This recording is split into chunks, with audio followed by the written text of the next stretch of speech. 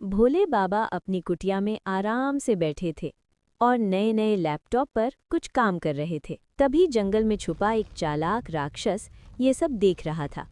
उसने सोचा, अगर मैं भोले बाबा का लैपटॉप ले जाऊं तो बड़ी मुसीबत हो जाएगी। भोले बाबा ध्यान करके गहरी नींद में सो गए।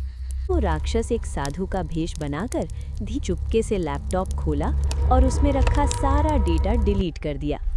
भोले बाबा की नींद खुली। उन्होंने लैपटॉप खोला तो देखा कि सारा डेटा गायब है। भोले बाबा तुरंत समझ गए, ये काम किसी राक्षस का ही है। फिर भोले बाबा ने अपनी दिव्य शक्ति से उस राक्षस को पकड़ लिया। राक्षस डर के मारे कांपने लगा। भोले बाबा ने उसे अच्छी तरह सबक सिखाया और कहा, कभी किसी को परेशान मत करना। लेकिन आपने अभी तक भोले बाबा के लिए लाइक और सब्सक्राइब नहीं किया। अगर भोले बाबा पर विश्वास है तो अभी लाइक जरूर करें। भोले बाबा अपनी कुटिया में आराम से बैठे थे और नए नए लैपटॉप पर कुछ काम कर रहे थे। तभी जंगल में छुपा एक चालाक राक्षस ये सब देख रहा था। उसने सोचा, अगर मैं भोले बाबा का लैपटॉप ले जाऊं तो बड़ी मुसीबत हो जाएगी। भोले बाबा ध्यान करके गहरी नींद में सो गए।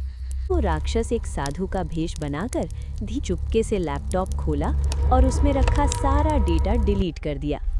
भोले बाबा की नींद खुली। उन्होंने लैपटॉप खोला तो देखा कि सारा डेटा गायब है। भोले बाबा तुरंत समझ गए, ये काम किसी राक्षस का ही है। फिर भोले बाबा ने अपनी दिव्य शक्ति से उस राक्षस को पकड़ लिया। राक्षस डर के मारे कांपने लगा। भोले बाबा ने उसे अच्छी तरह सबक सिखाया और कहा, कभी किसी को परेशान मत करना। लेकिन आपने अभी तक भोले बाबा के लिए लाइक और सब्सक्राइब नहीं किया। अगर भोले बाबा पर विश्वास है तो अभी लाइक जरूर करें।